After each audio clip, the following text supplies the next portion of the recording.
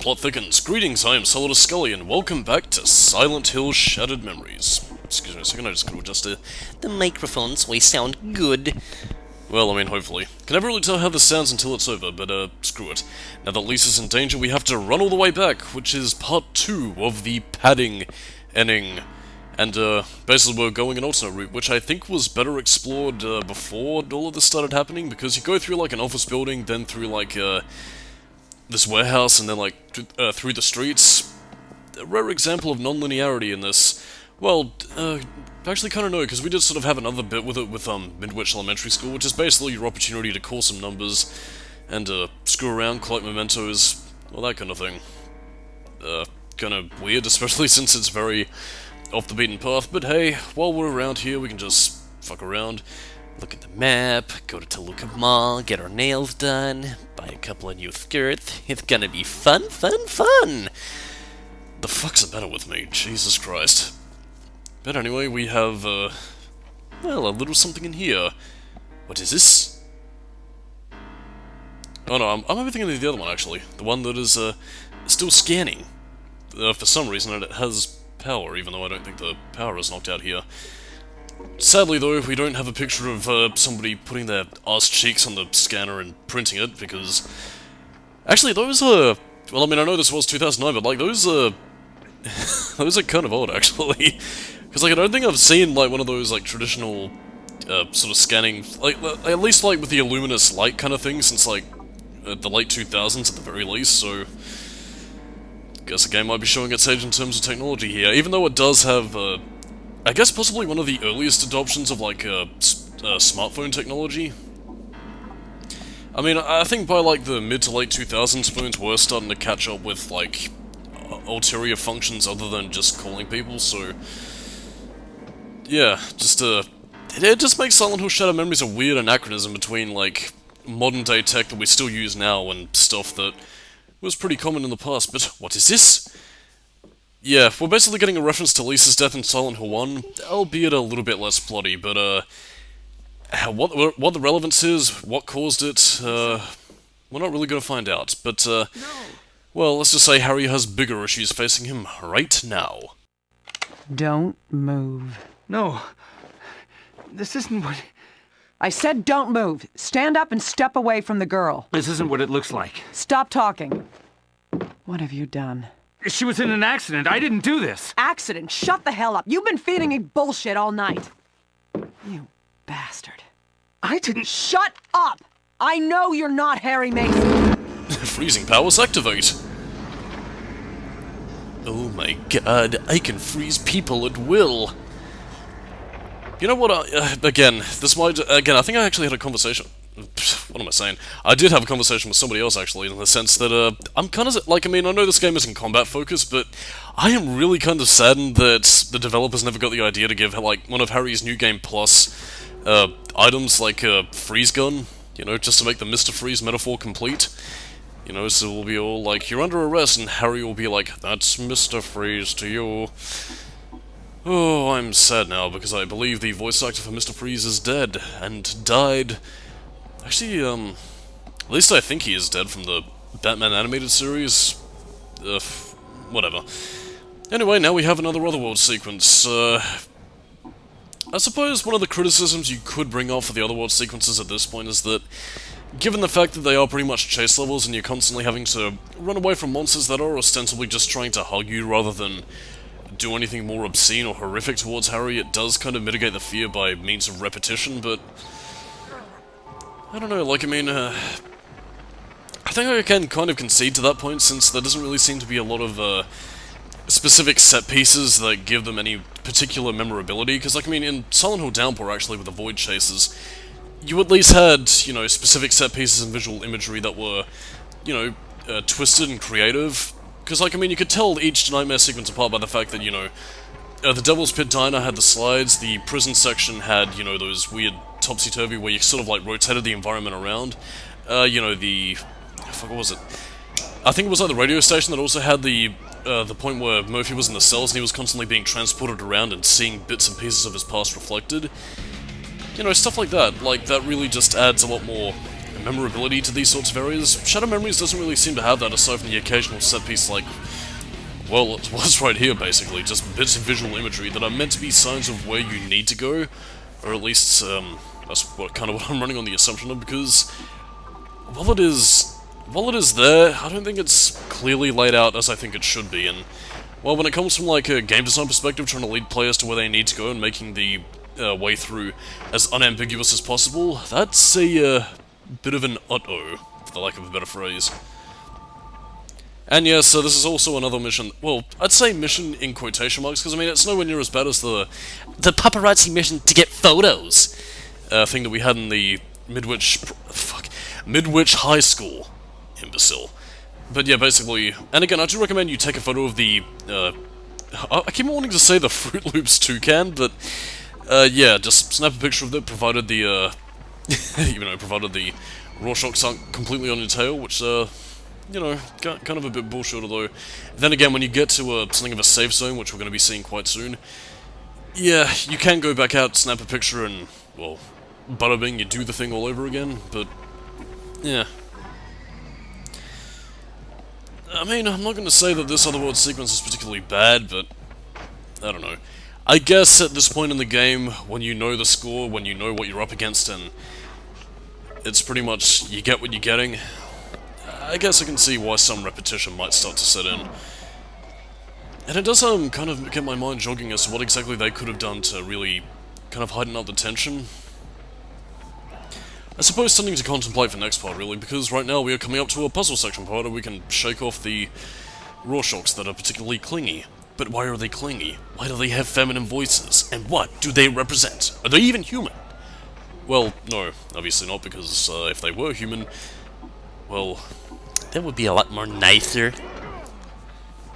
And yeah, this is also one of the reasons why having, what would you call it, like a live minimap kind of thing, kind of hinders you? Whatever. You, gonna be home when we get back? Sure. Sure. No, she's fine. Can I have some bubble gum? Oh, sure. Here. She wanted some gum. It's hardly spoiling her. Wait. No, I don't want those colors. I want my favorite colors. What are your favorite colors? Mom knows. I'm sure she does. You hear that? Yeah, well, she won't tell me. The mascot? The cartoon bird? Okay. Like this, sweetie? Yes. You spoiled little shit. Yeah, I think you can see why the fatherly figure of the weird little kid seems to have been fondly remembered. But the less it says about dads, the better. This was also edited for time, by the way, because I don't know. Because again, like, I mean, this puzzle isn't even really as complex as I'm making it look. Weird as it is to have, like, a gumball machine be a puzzle in a Silent Hill game. Well, I mean, not really, I suppose, since it is kind of a... Since it is, like, kind of a, like, weird sort of jelly beans puzzle from Silent Hill 1, is what I'm trying to remember. What is wrong with my brain today? First, the Celestine and Wilhelm puzzle from last time, and now this. I don't know what it is. But anyway, there is actually a bit of a trick to this. Like, I mean, what you're meant to be doing is basically trying to match the gumball colors to the toucan bird, because, you know, that was what the little kid, being the brattiest little brat she is, wanted. This is more so the long way of doing it, but you can also have an ulterior way of doing it by just clicking up on the little gumball thing over there, and, well, shaking it up. Again, you can basically switch it out to the colors in which it specifically matches, and, yeah, it's a faster way of doing it, that, yeah. Because I'm a dumbass. There isn't really too much to say about this puzzle, really. And I mean, that being said, it is also why it is important to take a snapshot of the toucan's beak, because otherwise... And again, there are two ways in which you can see it, actually. One of which was earlier on, back during the normal world, where you could see, like, the advertisement for fucking Toucan Sam Fruit Loops Pebbles things. I think I'm completely getting this wrong, but I mean, it's... Basically, you can see it in the normal world, so you can snap a picture then, or you can see it inside the Otherworld Mall, because, you know, closer and nearby to the proximity, but bada bing, we do the thing, we got the mascot, and now we can see the conclusion to the epic Toucan Sam saga. Come on, save some for later. I'll keep this one for Mom. That's a great idea. Come on. Last one of the escalators is it. That's great. I love your mother. I want to get out of this marriage. Maybe I should have some drinks. But, yeah, that is the end of the other world sequences. And again, you probably can't see it up there, but basically what you can see up in the, little shed area is basically girls love shopping, and, well, that's basically what we're going to be seeing with this message here. Welcome to Toluca Mall. You can be the most fabulous princess for a day you ever wanted to be. You can shop for skirts, get her nails done, get her hair done at the parlor. It's gonna be fabulous! What is with me? Do I have issues deep-seated with the Matrix? I have no idea what the fuck I'm saying anymore. But yeah, this is the other exploratory normal world sequence, and one that I think in terms of recording I probably could have done a better job of showing off than I did, but you know, that's probably just encouragement for you to pick up the game, because there is a lot to see, do, and interact with here. From, you know, phone messages to subplots that we're going to be seeing through phone calls in a little bit, and, well, just general, open-world fuckabouts, really. Since when the hell did that become a term, really? I don't know, it's just a sort of phrase that I like to use to describe, like, stuff where you don't really do anything story-related, and it's just, well, fucking about, really. I don't know, maybe it's another term I've coined, just like bada bing, you do the thing, and I think we all know where this is headed. This is Malcolm, following the suspect. It's that girl again. If I grab her, it'll be the third time I've booked her. Why am I so reluctant? I guess I feel sorry for her. When I spoke to her last time, she seemed like such a nice girl. Not all together there, but nice. She's not like the other kids, not doing this to show off. Derek thinks she wants to get caught. That's her thing. Maybe not. Ah, shit. She's taking something. Ah, man. I guess I gotta go for it. And I'm sure that Malcolm dude is gonna be just fine, especially as he gets his ass fired, because sweet crispy Jesus, I'm pretty sure most mall security guards don't tend to behave like that. Especially since you saw just such sadness in her eyes. Ugh, Christ. I mean, I guess maybe it's entirely possible that he might have had a similar childhood. I guess that's the only reason why I can see him doing anything like that, but even still, that's very...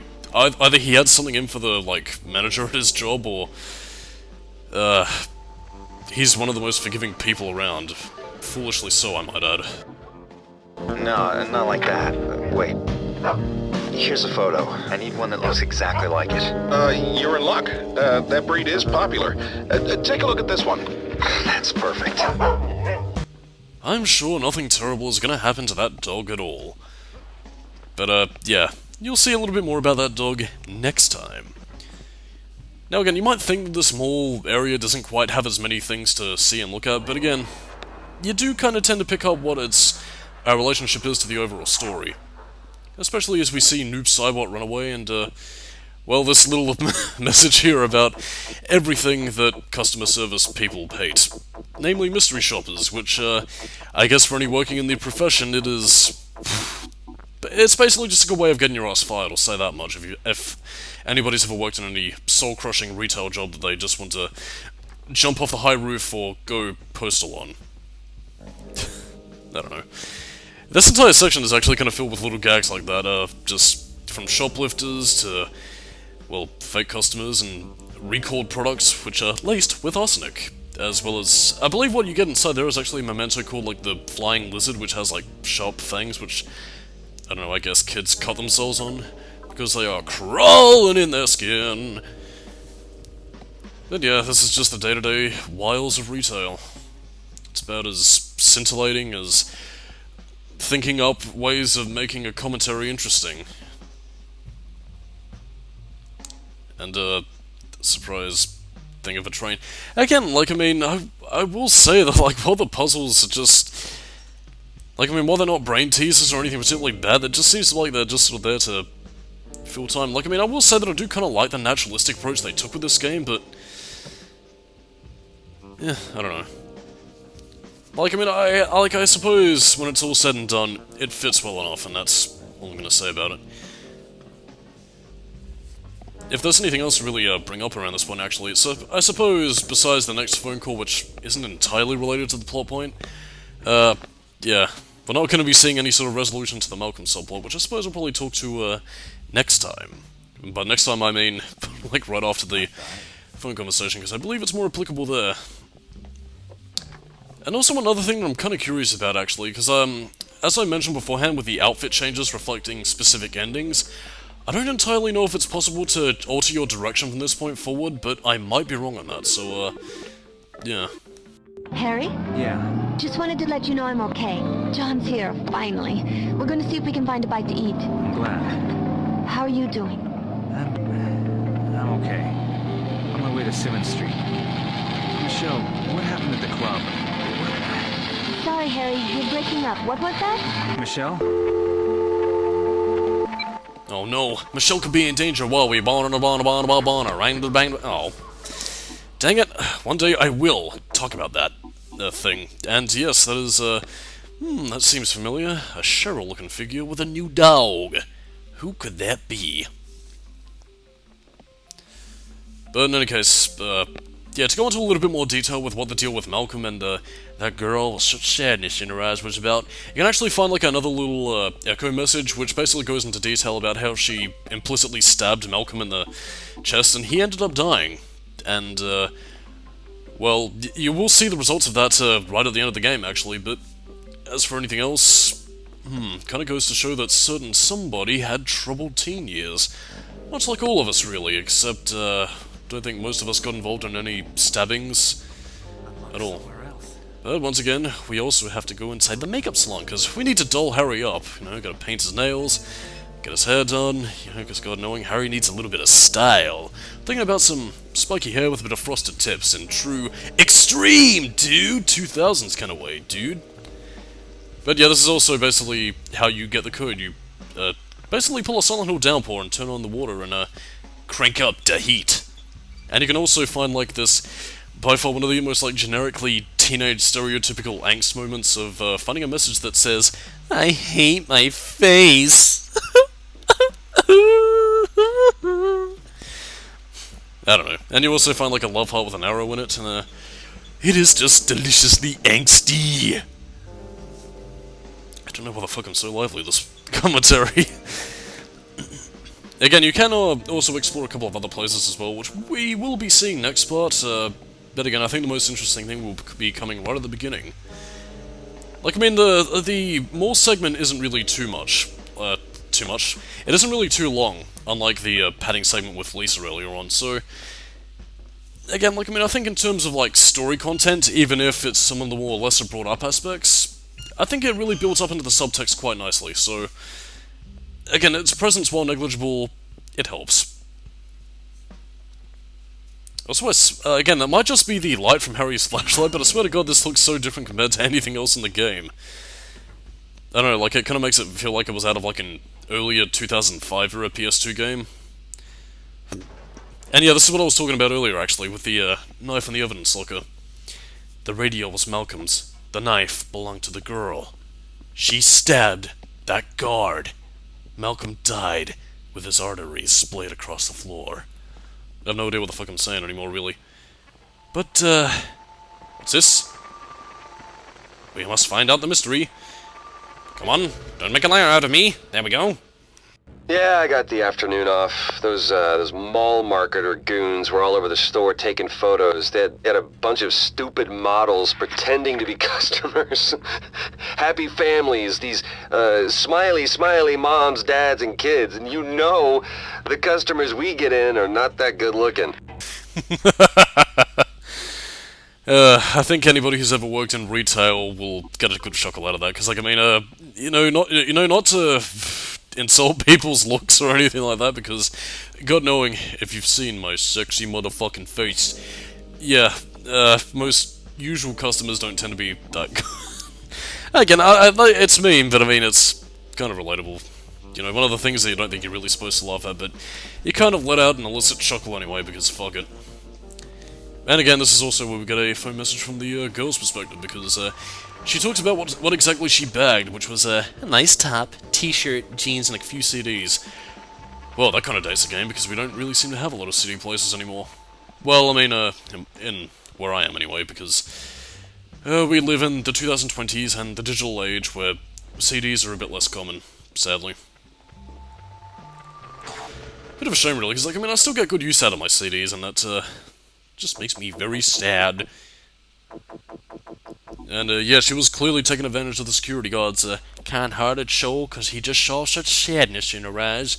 But let's not think about that. Let's go to the lobby, let's go to the lobby, let's go to the lobby and get ourselves some snacks, dun dun. Oh, and by the way, on the arcade cabinets over there, well, aside from, Toy, you can also find, Gradius and I believe, Russian Attack, sorry, which was, worked on by Vatra Games for Russian Attack, and, they later went on to work on Silent Hill Downpour, and they went bankrupt, because fuck you, Konami.